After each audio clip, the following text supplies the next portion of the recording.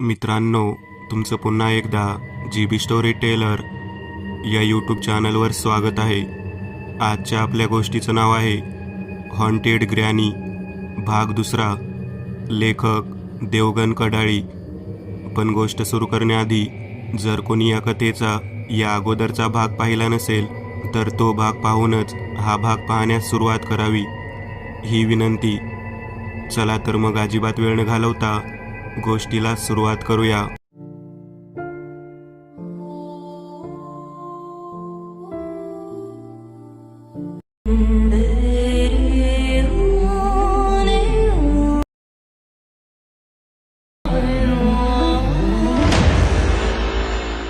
बाबू आपले सर्व काम आटोपून आपल्या घरी परतत होता.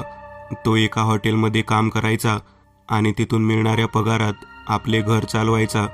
त्याचा मोठा मुलगा जोपर्यंत नोकरीला लागत नाही तोपर्यंत घराची सर्व जबाबदारी त्याच्यावर होती. शहरी भाग ओलांडला की एक मोठे जंगल लागायचे. नंतर खाली एक छोटेसे गाव होते. बाबू तिथेच आपल्या हक्काच्या घरात राहायचा. बर्फाळ प्रदेश असल्याने थंडीही होतीच, त्यामुळे त्याचे अंग शहारले होते. पण गरम स्वेटरमुळे अंगात ऊब निर्माण होत होती. चंद्र अवकाशात पूर्ण झाला होता. अधूनमधून क्वचितच तो दिसायचा, कारण झाडांची उंचीच इतकी होती. ती रुंद पायवाट जंगलात शिरली. आपल्या हातातील टॉर्च सावरत बाबू लगबगीने पावले टाकत होता. फार थकल्यामुळे निकिता अगदी गाढ झोपली होती. संपूर्ण दिवस त्यांनी नवनवीन सुंदर ठिकाणे बघण्यात आणि एन्जॉय करण्यात घालवला होता. कसली तरी चाहूल लागली आणि नितेशला जाग आली. घराच्या पाठीमागे काहीतरी आवाज येत होता. नितेश लगबगीने जागा झाला. निकिता मात्र गाढ झोपली होती. नितेशने खिडकी उघडली. तोच थंड हवेची झुळूक खोलीत शिरली. चंद्राचा पांढरा प्रकाश बाहेर पडला होता. घरामागच्याच काही अंतरावर असलेल्या झाडीत काहीतरी फिरत होते. पाने सळसळ करत होती. एक काळी आकृती जागच्या जागी स्तब्ध झाली. तिने मान घराच्या दिशेने फिरवली. झाडी दूर असल्याने काहीही दिसणे कठीण होते, पण दोन लाल डोळे चमकताना दिसले. तिथूनच गुरगुरण्याचा आवाज आला. क्षणातच ती आकृती वाऱ्याच्या वेगाने जंगलात नाहीशी झाली. आपण समोर काय पाहिले हेच नितेशला काही कळत नव्हते. त्याने लगेच खिडकी बंद केली व तो बिछाण्यावर पहुडला. बाबूने अर्धी अधिक वाट तुडवली होती. तो जंगलाच्या मध्यात शिरला होता. अचानक त्याच्या कानी गुरगुरण्याचा आवाज आला. त्याने चोहीकडे आपली नजर फिरवली, पण काहीच दिसले नाही. बाबू भीतीने पुरता घाबरला होता. गुरगुरण्याचा आवाज अजूनही त्याच्या कानावर येतच होता. तो आवाज आणखीनच वाढला. बाबू इकडे तिकडे पाहतच हळूच आपली पावले पुढे टाकू लागला. अचानक त्याच्या अंगावर काहीतरी असे पडले. बाबूने पडलेल्या द्रव्यावर हात फिरवला. अगदी चिकट अशी ती लाळ होती. साहजिकच बाबूने डोके वरती केले. त्याच्या तोंडावरही ती लाळ पडली. काहीतरी झाडाच्या फांदीला लटकत होते. दोन लाल डोळे मात्र बाबूवर स्थिरावले होते. बाबूने टॉर्चचा उजेड त्याच्यावर पाडला. एक आवाढव्य काळी आकृती झाडाच्या फांदीला लटकलेली होती. तिच्या अंगावर असलेले काळे केस भिरभिरत होते. तोंडातून सुळ्यासारखे दात बाहेर पडले होते. त्याच्या तोंडून लाळ गळत होती. डोळे लाल भडक, तर डोक्यावर दोन शिंगे होती. तिचे तोंड एखाद्या राक्षसासारखे दिसत होते. बाबू जागचा हादरला.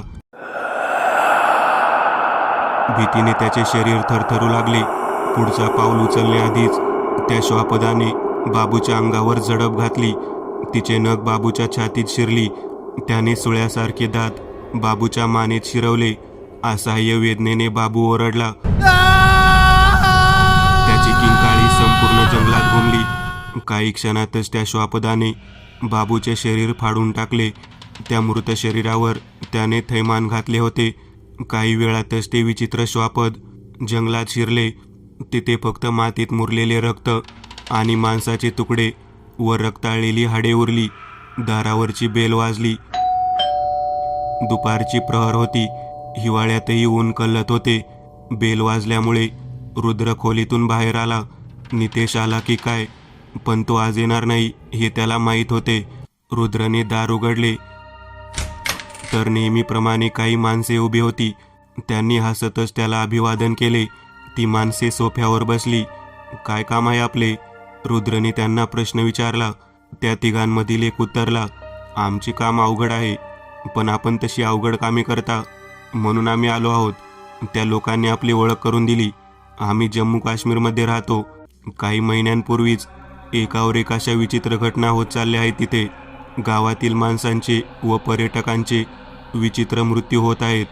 पोलीस व वन विभाग टीम आपले काम करत आहे, पण त्यांच्या हाती अजूनही काहीच लागले नाही. ते मृत्यूही विचित्र प्रकारचे होत आहेत. मरण्याचा मृतदेह अगदीच विचित्र अवस्थेत सापडतो आहे, अगदी चिरफाड केलेले. तर मग एखाद्या जंगली श्वापदाने केले असेल हे सर्व. आम्हालाही तसेच वाटले होते, म्हणून वन विभागाची टीम तैनात असायची. पण त्या दिवशी या सुशीलने एक विचित्र प्राणी पाहिला होता. सांग सुशील, काय झाले होते ते? तो माणूस म्हणाला. तिथे बसलेल्या सुशीलकडे रुद्राची नजर गेली. त्याच्या मानेवर जखम झाल्यामुळे तिथे सूज आली होती. तो अडखळत म्हणाला, ती रात्रीची वेळ होती. काही विदेशी पर्यटकांनी आम्हाला जंगल फिरवून आणण्यासाठी आग्रह केला. रात्र फार होती तर आम्ही नकार दिला, पण त्यांनी काही ऐकले नाही.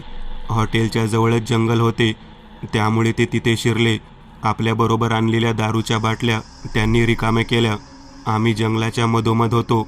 परतताना कसला तरी आवाज येत होता आणि अचानक त्या विचित्र प्राण्याने आमच्या घोळक्यावर झडप घातली. ते कुठून आले, कसे आले, काहीच माहिती नाही. त्याचा पंजा माझ्या मानेवर बसला तसा मी झाडीत जाऊन कोसळलो. तो प्राणी दिसायलाही विचित्र होता. बहुतेक त्याच्या डोक्यावर शिंगेही होती. त्याचे डोळे लाल आणि जास्त काहीच आठवत नाही. मानेवर खोल जखम झाल्यामुळे माझी शुद्ध हरपली होती, पण तेथील सर्वांना त्याने जिवंत सोडले नाही. त्याची मान खूप दुखत होती. कसाबसा तो इतके बोलला आणि थांबला. बांधलेल्या पट्टीतून रक्त गळले. त्याच्या बाजूला बसलेली व्यक्ती पुन्हा म्हणाली, आपले तिकीट आम्ही बुक करतो, थांबण्यासाठी हॉटेलचीही सोय करतो, पण आपण लवकरात लवकर ह्याचा तपास करावा, कारण आम्हालाही सैतानी कार्य वाटते. तिथे सर्वत्र दहशत माजली आहे. तो माणूस विनवण्या करत होता.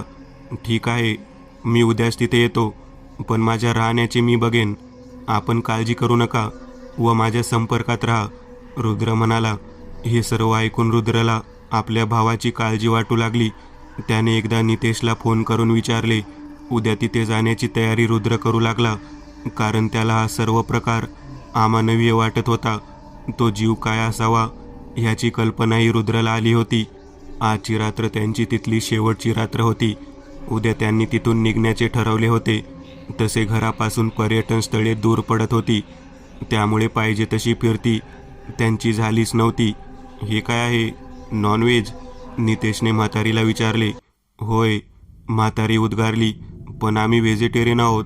माझी चूक झाली, थांबा हं, म्हणत म्हातारी स्वयंपाकघरात शिरली. आपणच एखाद्या हॉटेलमध्ये गेलो असतो तर परत त्यांना त्रास कसला? निकिता म्हणाली. इकडे जवळजवळ हॉटेल सापडणार नाही. तेवढ्यात आजीने काहीतरी बनवून आणले.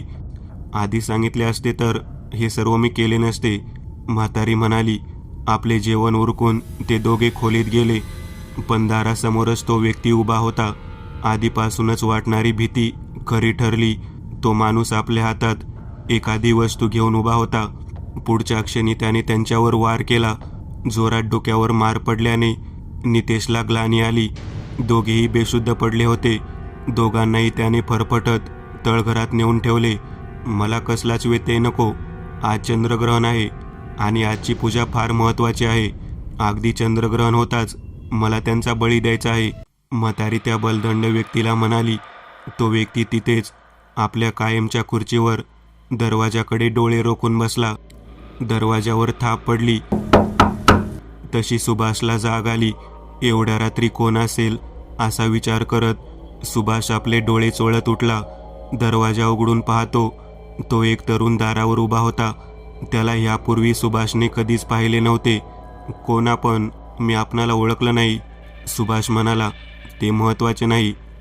आपण नितेशला ओळखता? तो कुठे राहतो? त्या तरुणाने सुभाषला प्रश्न विचारला. सुभाषला ते नाव काही आठवत नव्हते. कोण नितेश? मी अशा नावातील कोणत्याच व्यक्तीला ओळखत नाही. त्यालाच तुम्ही राहण्यासाठी हॉटेल शोधून दिले होते, तोच, तो तरुण म्हणाला. सुभाष गोंधळून गेला होता. त्याला असे बघून तो तरुण म्हणाला, थांबा हां. म्हणत त्याने खिशात हात टाकला व आपला मोबाईल बाहेर काढून एक फोटो सुभाष समोर धरला. होय, हे दोघे, ह्यांना मी ओळखतो. सुभाष म्हणाला, मी ह्याचा भाऊ रुद्र आहे. हा कुठे राहतो तिथे कृपया मला घेऊन चला, कारण त्याचा फोन लागत नाही. आजपर्यंत असे कधी झाले नसेल की त्याने माझा फोन उचलला नसेल. रुद्र म्हणाला, ठीक आहे. म्हणत सुभाष तयार होऊन आपली एक टॅक्सी पकडून ते दोघे निघाले. सुभाष टॅक्सीवाल्याला रस्ता दाखवत होता. फोनवर बोलता नितेशने सुभाषविषयी रुद्रला सांगितले होते, म्हणून रुद्र थेट सुभाषजवळ गेला होता. नितेश आपला फोन उचलत का नाही हा प्रश्न सारखा सारखा रुद्रला सतावत होता. टॅक्सी थांबली. दोघेही खाली उतरले. इथून आता पुढे चालत जावे लागेल.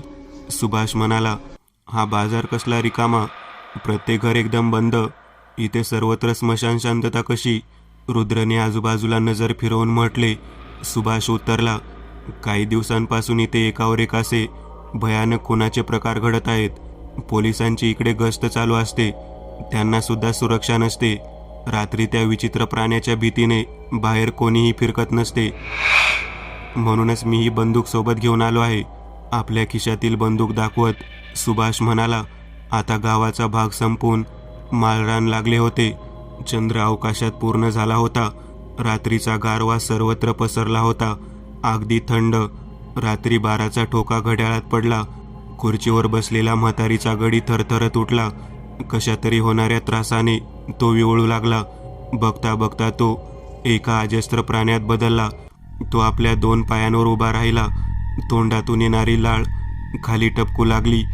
तोच दरवाजा उघडला गेला. दारातून सुभाष व रुद्र आत आले. हेच ते घर, इथेच तुझा भाऊ थांबला आहे, सुभाष म्हणाला. पण इथे तर कोणी नाही. आपली नजर आजूबाजूला फिरवत रुद्र म्हणाला, तिथेच थांब. असा इशारा रुद्रने सुभाषला केला.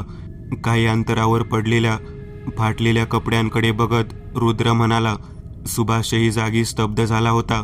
एक अनामिक भीतीची लहर त्याच्या शरीरात पसरली होती. रुद्रने कपड्याचा तुकडा हातात उचलला व आपले डोळे बंद केले. काही वेळापूर्वी ते घडलेला प्रसंग त्याच्या डोळ्यासमोर दिसू लागला. शांत वातावरणाला भंग करणारा गुरगुरण्याचा आवाज त्याच्या कानी पडला. वरच्या मजल्यावर जाणाऱ्या लाकडी जिन्याकडे दोघांचेही लक्ष गेले. तो विचित्र प्राणी तिथेच बसला होता. तोंडाने गुरगुरण्याचा आवाज निघत होता. ब्रह्मराक्षस. रुद्राच्या तोंडून आवाज बाहेर पडला. सुभाषने आपली बंदूक त्याच्यावर रोखून धरली होती. त्याचे हात थरथरत होते.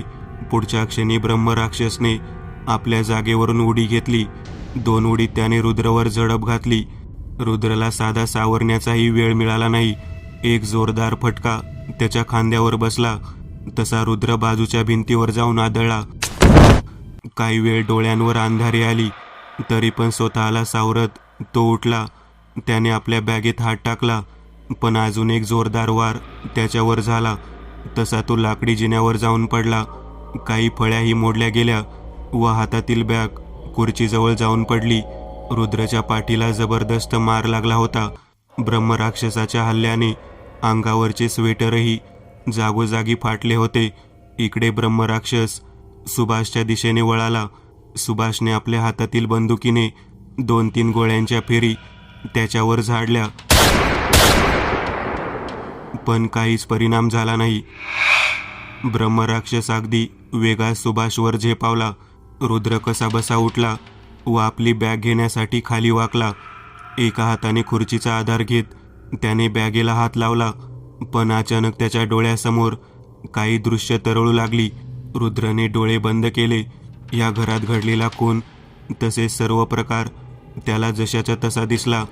कारण ती खुर्ची विनेशची, आजोबा, म्हातारीचा नवरा. एक जोरदार पंजाचा वार सुभाषवर त्याने केला. तसा सुभाष डायनिंग टेबलवर जाऊन पडला. खाड खाड आवाज करत प्लेट खाली पडल्या. सुभाषच्या डोक्यातून रक्त वाहू लागले. तो खाली पडला. त्याची शुद्ध हरपली होती. ब्रह्मराक्षसने त्याच्या रक्ताचा घोट घेण्यासाठी त्याच्या मानेजवळ तोंड घेतले, पण त्याच क्षणी एक विजेप्रमाणे झटका त्याला बसला. तो विवळू लागला. रुद्रने त्याच्यावर मंतरलेल्या दोऱ्याचा प्रयोग केला होता. हळूहळू ब्रह्मराक्षस त्याच्या दिशेने सरकू लागला. रुद्रने आपले डोळे बंद केले. त्याच्या हातात हळूहळू अग्नीप्रमाणे चमकणारा गोळा आकार घेऊ लागला. दोऱ्याची शक्ती कमी पडू लागली होती. काही वेळातच हातावर आवळलेला दोरा खाली पडला. एक डरकाळी फोडून ब्रह्मराक्षसने रुद्रच्या दिशेने झेप घेतली. क्षणाचाही वेळ न लावता रुद्रने आपल्या हातातील ऊर्जा त्याच्या दिशेने फेकली. तो अग्निरूपी गोळा ब्रह्मराक्षसवर आदळला. एक मोठा स्फोट झाला. क्षणातच ब्रह्मराक्षसचे तुकडे तुकडे घरभर विखुरले. शरीर अगदी क्षीण जाणवत होते. रुद्र गुडघ्यावर बसला. त्याच्या डोळ्यासमोर नितेशचा चेहरा झळकू लागला. स्वतःला सावरत तो कसाबसा उठला. 12:30च्या सुमारास चंद्रग्रहणाला सुरुवात झाली. म्हातारीने आधी मूर्तीचा रक्ताने अभिषेक केला. नंतर ती काही मंत्र पुटपुटत तिच्यावर कुंकू आणि हळद उडवू लागली. क्षणातच मूर्ती लाल पिवळी पडली. समोर काय प्रकार घडत आहे तो फक्त असहाय्यपणे नितेश आणि निकिता बघत होते. त्यांना हलताही येत नव्हते. कशाने तरी आपल्याला जखडून ठेवले आहे असे त्यांना वाटत होते. कुठून तरी कोल्हेकुई ऐकू आली. म्हातारीने खंडक हातात घेतले. जमिनीवर पडलेल्या दोघांवर तिने एक नजर फिरवली व खंडक हवेत फिरवले. पुढच्या क्षणी एक लख्ख प्रकाश खोलीभर पसरला. म्हातारी खंडकासारखी भिंतीवर जाऊन आपटली. खंडक खाली पडले. त्याचा खळकन असा आवाज झाला. म्हातारी धरणीला टेकून पडून होती. नितेशने आपली मान वरती उचलली.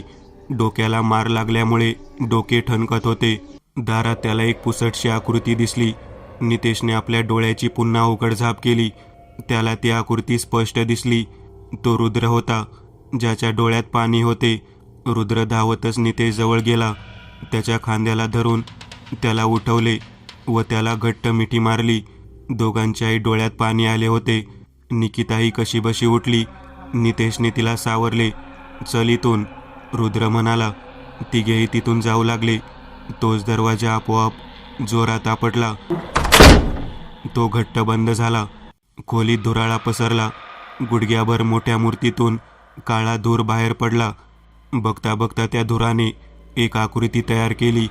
गळ्यात रक्ताळलेल्या काळजांची माळ घातलेला एक अजस्त्र राक्षस त्यांच्या समोर उभा ठाकला. त्याचे हसणे खोलीत घुमत होते. रुद्रने दोघांनाही मागे लोटले व आपले डोळे बंद करून हातात अग्निरूपी ऊर्जा तयार केली व ती राक्षसाच्या दिशेने फेकली. पण तो गोळा हवेतच नष्ट झाला. हे काय होत आहे? रुद्रला काहीच कळत नव्हते. त्याने पुन्हा एकदा प्रयत्न केला, पण तीही ऊर्जा नष्ट झाली. आता मात्र रुद्रचे शरीर थरथरू लागले होते. त्याची सर्व ऊर्जा संपली होती. नितेश व निकिता दोघेही भेदरलेल्या नजरेने समोर घडणारा प्रसंग बघत होते. रुद्रने कसेबसे स्वतःला सावरले. त्याने आपले डोळे बंद केले व त्याने एका मंत्राचा जाप करण्यास सुरुवात केली.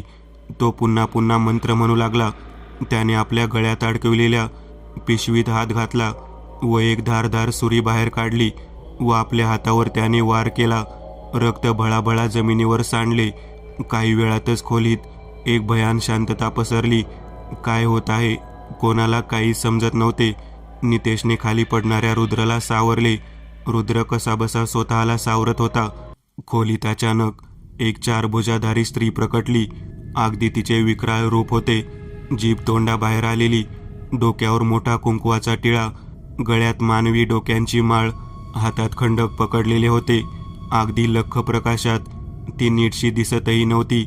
एक जोरदार डरकाळी फोडून तिने त्या राक्षसावर धाव घेतली व त्याच्या मानेवर खंडकाने वार केला. खंडक मानेच्या आरपार गेला, पण राक्षसाला थोडी सुद्धा इजा झाली नाही. तो उलट मोठमोठ्याने हसू लागला. त्याने आपल्या हातातील धारदार तलवारीने त्या स्त्रीवर वार केला, पण क्षणातच ती तिथून नाहीशी झाली. राक्षस मोठ्याने हसत होता. त्याचा आकार हळूहळू वाढत होता. तो छताला जाऊन ठेपला. त्या राक्षसाने अगदी विशाल आकार धारण केला होता. आपल्या हातातील धारदार तलवार त्याने तिघांवर फिरवली, पण रुद्र आधी सावरला होता. त्याने आपल्या हातातील अग्निरूपी ऊर्जा समोरच ठेवलेल्या गुडघ्या एवढ्या मोठ्या मूर्तीवर फेकली. तो चमकदार गोळा वेगात जाऊन मूर्तीवर आपटला. तसा मोठा विस्फोट झाला. व त्या मूर्तीचे तुकडे तुकडे झाले. त्या सरशी तो राक्षसही किंकाळी फोडत नष्ट झाला. समोरच निपचित पडलेल्या म्हातारीच्या देहानेही पेट घेतला. हळूहळू तो अग्नी घरभर पसरला. दुरूनच उभे राहून ते चौघेही जळणाऱ्या घराकडे पाहत होते.